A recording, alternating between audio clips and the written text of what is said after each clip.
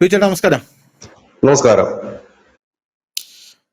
ബിചേട്ടാ, കാര്യങ്ങൾ കൈവിട്ടു പോകുന്ന സ്ഥലത്ത് റഷ്യ ഇപ്പോൾ വലിയൊരു ഇടപെടൽ നടത്തിയിട്ടുണ്ട് എന്നുള്ള റിപ്പോർട്ടുകൾ നമുക്ക് ലഭിക്കുന്നുണ്ട്.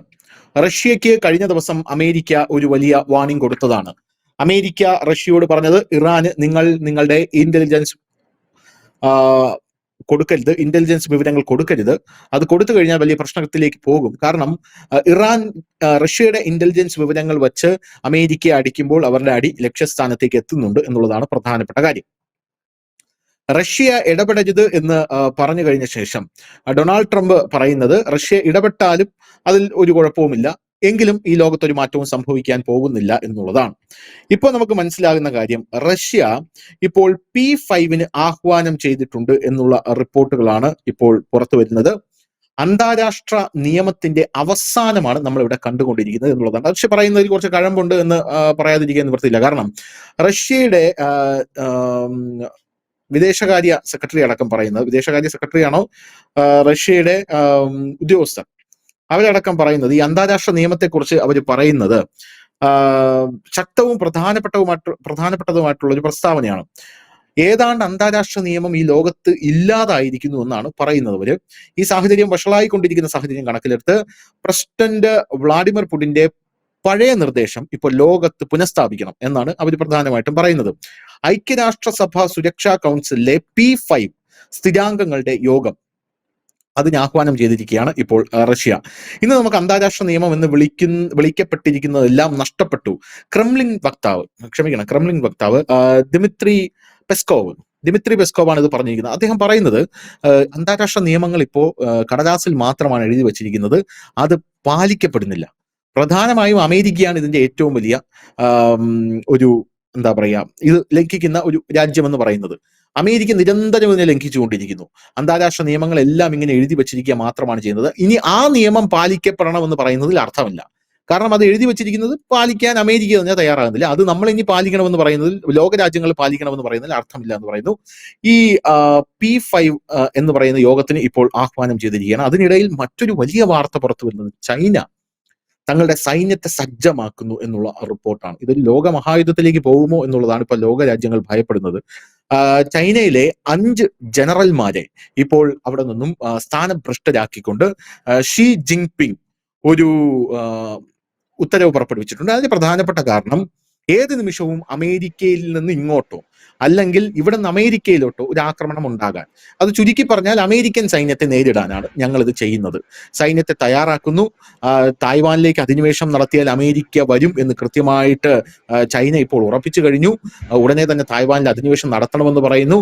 പിന്നെ ഈ സൈന്യത്തെ തയ്യാറാക്കുമ്പോഴും അവർ ഒരു ഉദാഹരണം പറയുന്നുണ്ട്. ലഡാക്ക് യുദ്ധത്തിൽ, ഇന്ത്യയുമായിട്ട് നടന്ന ലഡാക്ക് യുദ്ധത്തിൽ നമ്മുടെ സൈന്യം പരാജയപ്പെട്ടു പോകാൻ പ്രധാനപ്പെട്ട കാരണം നമ്മുടെ സൈന്യത്തിനകത്ത് തന്നെയുള്ള തമ്മിലടിയാണ് എന്ന് ചൈന ഇപ്പോഴും അടിവരയിട്ട് പറയുന്നുണ്ട്.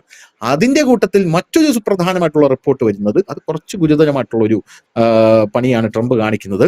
ട്രംപ് കൊറിയയിലേക്ക് തന്റെ സൈന്യത്തെ അയക്കാനായിട്ട് പോവുകയാണ്.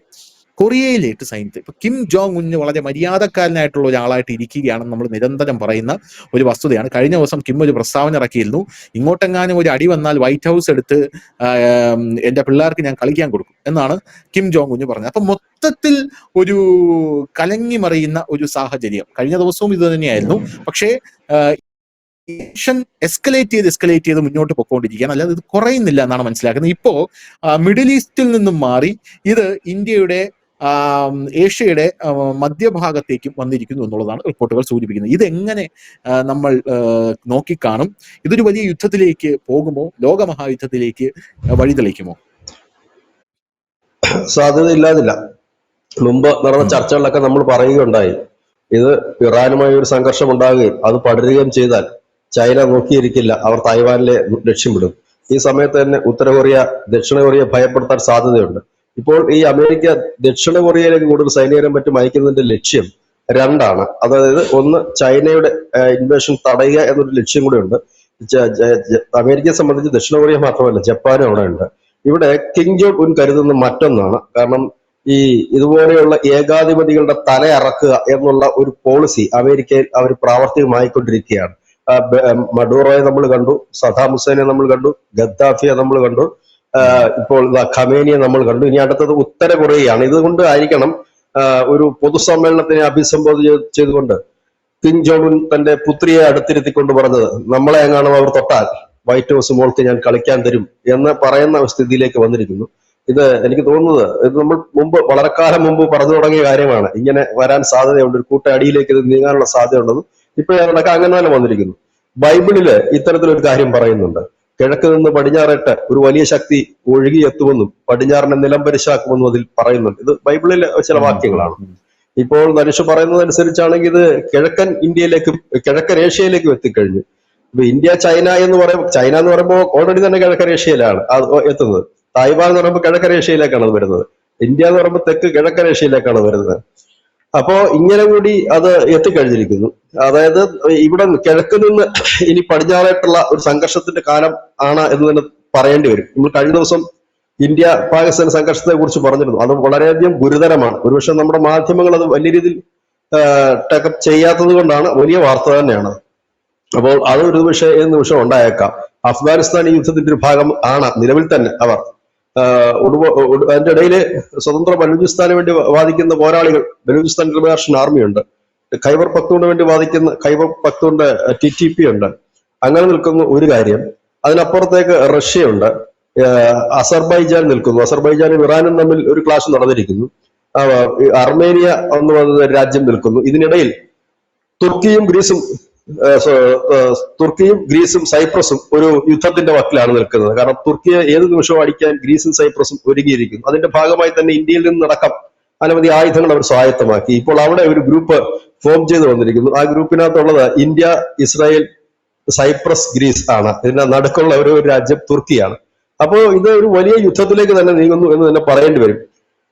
ട്രംപിന് ഈ യുദ്ധങ്ങളൊക്കെ എവിടെ കൊണ്ടുവച്ച് തീർക്കാൻ കഴിയുമെന്ന് ചോദിച്ചാൽ അസാധ്യമായ കാര്യങ്ങളാണ്. കാരണം അദ്ദേഹം തീർക്കാനായി ഇറങ്ങി പുറപ്പെട്ട യുദ്ധങ്ങളൊന്നും തന്നെ തീർന്നിട്ടില്ല. റഷ്യ ഉക്രൈൻ യുദ്ധം തീർന്നിട്ടില്ല, ഇന്ത്യ പാകിസ്ഥാൻ യുദ്ധം തീർന്നിട്ടില്ല, ഗസയിൽ സമാധാനം കൊണ്ടുവരുമെന്ന് പറഞ്ഞു അതും തീർന്നിട്ടില്ല, ഇപ്പോൾ ഇറാനിൽ പോയി ഇപ്പൊ തീർക്കുമെന്ന് പറഞ്ഞു അതും തീർന്നിട്ടില്ല. എന്ന് മാത്രമല്ല ഇപ്പോൾ പറയുന്നത് 4-5 മാസം കൂടെ നീളും എന്ന് പറയുന്നു. ഇത്തരത്തിലാണ് ഇവിടുത്തെ കാര്യങ്ങളെല്ലാം മുൻപോട്ട് പോകുന്നത്. ഈ ഒരു സാഹചര്യത്തിലാണ് റഷ്യ പറയുന്നത് P5 വിളിച്ചു കൂട്ടണം. അതായത് America, Russia, China, France, UK തുടങ്ങിയ രാജ്യങ്ങളുള്ള വീറ്റോ പവറുള്ള 5 രാജ്യങ്ങൾ, ഈ 5 രാജ്യങ്ങളെ വിളിച്ചിട്ട് ഇതിനൊരു തീരുമാനം എത്തണമെന്ന്. പക്ഷെ അങ്ങനെ വിളിച്ചു കൂട്ടിയാലും അതിനൊന്നും ഒരു തീരുമാനത്തിലേക്ക് എത്താനുള്ള സാധ്യതകളില്ല. കാരണം അമേരിക്കയും UK ഫ്രാൻസും ഒക്കെ ഒറ്റക്കെട്ടായിട്ട് നിൽക്കുകയും ചൈനയും റഷ്യയും മാത്രം അതിൽ 2 വോട്ട് കിട്ടിയത് കൊണ്ട് പ്രത്യേകിച്ച് ഇപ്പോഴത്തെ നിലപാടുകൾ എന്തെങ്കിലും മാറുമോ എന്നറിയില്ല. അതുമാത്രമല്ല, ഇന്നലെ വന്ന മറ്റൊരു വാർത്ത, റഷ്യയുടെ വിമാനങ്ങൾ ഉപയോഗിച്ചുകൊണ്ടാണ് ലിബിയയിലെ ഇറാന്റെ നയതന്ത്ര പ്രതിനിധികളെ തിരിച്ചെത്തിച്ചത്. ഏതാണ്ട് 200 പരം ആളുകളെ തിരിച്ചെത്തിച്ചു. അത് ചില മൃതദേഹങ്ങളും ഉണ്ടായിരുന്നു. ഈ മൃതദേഹങ്ങളിൽ പലതും ഈ ഹിസ്ബുള്ള കമാൻഡർമാരുടെ ആയിരുന്നു എന്നാണ് അറിയാൻ കഴിയുന്നത്. അപ്പോൾ ലെബനനിലേക്ക് അത് വിമാനം എത്തിച്ച് അവിടുന്ന് ഇങ്ങോട്ടേക്ക് കൊണ്ടുവരികയായിരുന്നു. അതൊരു വലിയ വാർത്ത തന്നെ എന്ന് നമുക്ക് പറയേണ്ടി വരും. ഇത് നിൽക്കുന്നു. അപ്പോൾ സ്വാഭാവികമായി തന്നെ എല്ലാവരും ആദ്യം മാറി നിന്നവരെല്ലാം തന്നെ പതുക്കെ കളത്തിലേക്ക് വരുന്ന കാര്യമാണ്. അത് സഹായത്തിന്റെ രൂപത്തിലായാലും ടെക്നോളജിയുടെ രൂപത്തിലായാലും മറ്റു തരത്തിലുമൊക്കെ. ഇതിനിടയിൽ ചില വിള്ളലുകൾ അമേരിക്കയുടെയും ഇസ്രായേലിന്റെയും സൈനികർക്കിടയിൽ തന്നെ പുറത്തു വരുന്നുണ്ട്. അത് നമുക്ക് മറ്റൊരു എപ്പിസോഡിലേക്ക് ചർച്ച ചെയ്യാം. അപ്പം ഇങ്ങനെയൊക്കെ വരുന്ന ഒരു കാര്യങ്ങളിലേക്കാണ് കാര്യങ്ങൾ നീങ്ങുന്നത്. അതായത് കൈവിട്ടു പോകുന്നു എന്ന് ഏവർക്കും ഇപ്പോൾ ബോധ്യമായി തുടങ്ങിയിരിക്കുന്നു. അതിനിടയിൽ ട്രംപ് വീണ്ടും പറയുന്നു, എന്നോട് ചോദിക്കാതെ അവിടെ ഒരു ഭരണാധികാരി അല്ലെങ്കിൽ ഒരു മതമേലധ്യക്ഷനെ തിരഞ്ഞെടുക്കാൻ കഴിയില്ലെന്ന്. അത് നമുക്ക് അംഗീകരിക്കാൻ കഴിയാത്ത ഒന്നാണ്. ഒരു മതത്തിന്റെ തലവനെ ആരെ നിശ്ചയിക്കണമെന്ന് തീരുമാനിക്കുന്ന ഒരു ഭരണാധികാരിയല്ല. അത് അവരുടെ മതത്തിൻ്റെതായ ഷിയ വിഭാഗത്തിൻ്റെതായ ആത്മീയ നേതാവാണ്. ആത്മീയ നേതാവ് ഇത് പറയുമ്പോൾ ചൈന ദലൈലാമ വിഷയത്തിലെടുത്തത് നമ്മൾ മനസ്സിലാക്കേണ്ടതുണ്ട്. അവർ പറയുന്നത് ദലൈലാമ വെക്കണമെന്നാണ് അവരുടെ ഡിമാൻഡ്. അതുപോലെയാണ് ട്രംപ് ഇപ്പൊ പറയുന്നത്, ഞങ്ങൾ പറയുന്ന ഒരു മതപണ്ഡിതനെ വെച്ചാൽ മതി, അല്ലെങ്കിൽ ഞങ്ങൾ അറിയാതെ വെക്കാൻ പറ്റില്ല എന്ന് പറയുന്നതിനോട് എത്ര പേർക്ക് യോജിക്കാൻ കഴിയും എന്നുള്ളത് ചിന്തിക്കാവുന്നതേ ഉള്ളൂ. ഇപ്പൊ മാർപ്പാപ്പ, ഞങ്ങൾ പറയുന്ന മാർപ്പാപ്പ മതി എന്ന് പറഞ്ഞു കഴിഞ്ഞാൽ ആ ഒരു വിശ്വാസ സമൂഹത്തിന് ഉണ്ടാകുന്ന ബുദ്ധിമുട്ട് എന്തൊക്കെയാണെന്ന് ഊഹിക്കാവുന്നതേ ഉള്ളൂ. അപ്പൊ ട്രംപ് എന്തുകൊണ്ടും ഒരു വല്ലാത്ത കളിയിലേക്ക് നീങ്ങിക്കഴിഞ്ഞിരിക്കുന്നു. ഇതൊരു സാധാരണ ട്രംപ് വിചാരിച്ചതുപോലെ ഇതൊരു സാധാരണ യുദ്ധമല്ല എന്നാണ് കഴിഞ്ഞ 2 ദിവസത്തെ അവിടുത്തെ ആക്രമണ പരമ്പരകളിൽ നമുക്ക് മനസ്സിലാക്കാൻ കഴിയുന്നത്. ഇരു വിഭാഗവും അങ്ങോട്ടും ഇങ്ങോട്ടും ശക്തമായ ആക്രമണങ്ങൾ തന്നെയാണ്. ശക്തമായ ആക്രമണം എന്ന് സർവനാശം വിതച്ചുകൊണ്ടുള്ള ആക്രമണം. ഈ ആക്രമണം കുറച്ചുകൂടി കൊടുമ്പിരി കൊള്ളുമ്പോൾ ഉറപ്പായും ചൈന തായ്വാനെ ലക്ഷ്യമാക്കി നീങ്ങുക തന്നെ ചെയ്യും. അതിനിടെ ചിലപ്പോൾ ഒരുപക്ഷെ ഇന്ത്യ പാകിസ്ഥാൻ യുദ്ധം ഉണ്ടാകാനുള്ള സാധ്യതകൾ കൂടുതലാണ്. അഫ്ഗാനിസ്ഥാനും അവര് ഇതുവരെ വെടിനിർത്തലിന് തയ്യാറായിട്ടില്ല. ഇന്നലെ മലേഷ്യയും ഇന്തോനേഷ്യയും ഒക്കെ വെടിനിർത്തലിന് വേണ്ടിയിട്ട് ഈ അഫ്ഗാനിസ്ഥാനും പാകിസ്ഥാനും ഒക്കെ സമീപിച്ചിരുന്നു. പക്ഷെ അതെങ്ങും എത്താനുള്ള സാധ്യത നിലനിൽക്കുന്നില്ല. ഇങ്ങനെ നിൽക്കുന്ന ഒരു സാഹചര്യം ഒരുപക്ഷെ ഇറാനിൽ നിന്നൊരു മിസൈൽ പാകിസ്ഥാനിൽ വീണാലും അത്ഭുതപ്പെടാൻ ഇല്ല. കാരണം അത്രത്തോളം കലങ്ങി മറിഞ്ഞു നിൽക്കുകയാണ് ചുറ്റോട് ചുറ്റും. ഇറാനെ സംബന്ധിച്ച് അവരെ ഹെൽപ്പ് ചെയ്യാൻ ഏവരും അവരുടെ ശത്രുക്കളായിട്ട് തന്നെയാണ് മുൻപോട്ട് പോകുന്നത്. ഇത് ആ മേഖലയിൽ ഉണ്ടാക്കി വെക്കാവുന്ന തിക്തഫലങ്ങൾ വളരെ വലുതാണ്. ഈ കിം ജോങ് ഉന്നുമായിട്ട് ട്രംപ് നേർക്കുനേർ ഒരു ഏറ്റുമുട്ടലിന് തയ്യാറാകും എന്ന് ബിജേട്ടൻ വിചാരിക്കുന്നുണ്ടോ? എത്രത്തോളം അത് പ്രാവർത്തികമാണ്? കാരണം ന്യൂക്ലിയർ പവർ ഉണ്ട്, ഹൈഡ്രജൻ ബോംബ് അടക്കം കിം ജോങ് ഉന്നിന്റെ കയ്യിലുണ്ട്. ഇടയ്ക്കിടയ്ക്ക് കിം ജോങ് ഉന്ന് അമേരിക്കയെ ശക്തമായി ഭീഷണിപ്പെടുത്തുകയാണ്. അമേരിക്ക ഒരു ചെറിയ രീതിയിൽ തുടങ്ങി വെച്ചാൽ പോലും അതൊരു ആണവ യുദ്ധത്തിൽ കലാശിക്കാനുള്ള ഒരു സാധ്യത കാണുന്നില്ലേ? തീർച്ചയായിട്ടും ഒരു മാരകമായ യുദ്ധത്തിലേക്ക് തന്നെ അത് പോകും. കാരണം കിം ജോങ് ഉന്നിനെ സംബന്ധിച്ച് അങ്ങനെ നയതന്ത്ര നീക്കങ്ങളോ ബന്ധങ്ങളോ ഒന്നും അങ്ങനെ വലിയ വശമില്ലാത്ത ഒരാളാണ്. രണ്ടാമത്തെ കാര്യം, ഈ ഉത്തര കൊറിയ എന്ന് പറയുന്ന രാജ്യത്തെ കൊണ്ട് ഏറ്റവും കൂടുതൽ ഗുണമുണ്ടാക്കിയിരിക്കുന്ന രാജ്യവും അമേരിക്കയാണ്. കാരണം ഈ 2ാം നമ്പർ പരിപാടി എല്ലാം ചെയ്യുന്ന രാജ്യം ഉത്തര കൊറിയയാണ്. അത് കള്ളനോട്ടായാലും മറ്റു രാജ്യങ്ങൾക്ക് വേണ്ടിയിട്ടുള്ള കള്ളനോട്ടായാലും അതുപോലെ തന്നെ ഡാർക്ക് ഫ്ലീറ്റുകളായാലും ഷാഡോ ഫ്ലീറ്റുകളായാലും ഇല്ലെങ്കിൽ ആയുധങ്ങളായാലും ഇതെല്ലാത്തിന്റെയും ഇവർക്കെല്ലാവരും നമ്മൾ പറയില്ല, ഒരു കൊട്ടേഷൻ സംഘം ഉണ്ടെങ്കിൽ ആ കൊട്ടേഷൻ സംഘം ആരുടെയും സ്വന്തമായിരിക്കില്ല, പകരം എല്ലാവരും യൂസ് ചെയ്യുന്ന ഒന്നായിരിക്കും അത്. അങ്ങനെ എല്ലാവരും കൂടെ യൂസ് ചെയ്തിട്ടുള്ള എത്രയോ ബാങ്കിങ് സിസ്റ്റങ്ങൾ ഇവരെ കൊണ്ട് പല രാജ്യങ്ങളിലും തർത്തിട്ടുണ്ട്. ഇവര് പാരലായിട്ട് ബാങ്കിങ് തുടങ്ങി ചെയ്തിട്ടുണ്ട്. ഇതെല്ലാം കണക്ഷനാണ്. പക്ഷെ ഇവിടെ ഉത്തര കൊറിയ ആക്രമിക്കുക എന്നുള്ള ഒരു പ്രശ്നത്തിൽ ആക്രമിച്ചുകൊണ്ടൊന്നും നേടാനില്ല. പക്ഷെ ആക്രമിച്ചില്ലാതാക്കുമ്പോൾ ഒരു ഏകാധിപതിയെ ഇല്ലാതാക്കി, മാരക ആയുധങ്ങളുള്ള ഏകാധിപതിയെ ഇല്ലാതാക്കി എന്ന് പറഞ്ഞ് ട്രംപിന് വീമ്പളക്കാം എന്ന് മാത്രമേ ഉള്ളൂ. പക്ഷെ അത് അത്ര എളുപ്പമുള്ള കാര്യമല്ല. ആ മേഖലയിലേക്ക്, ഇവിടെ ഇപ്പൊ ദക്ഷിണ കൊറിയയിലേക്ക് തന്നെ അമേരിക്ക സൈനിക നീക്കം നടത്തുന്നത് തന്നെ ഉത്തര കൊറിയ അതിന്റെ ഒരു തിരിച്ചടി ഉണ്ടാകുമെന്നുള്ള, മിക്കവാറും ഇന്നോ നാളെയൊക്കെ കിം ജോങ് ചെയ്യാൻ പോകുന്ന കാര്യം അവിടെ ഏതെങ്കിലും ഒരു ദീർഘദൂര മിസൈല് ഈ ദക്ഷിണ കൊറിയയുടെ തൊട്ടടുത്തോട്ട് പൊട്ടിച്ചിട്ട് പോകും.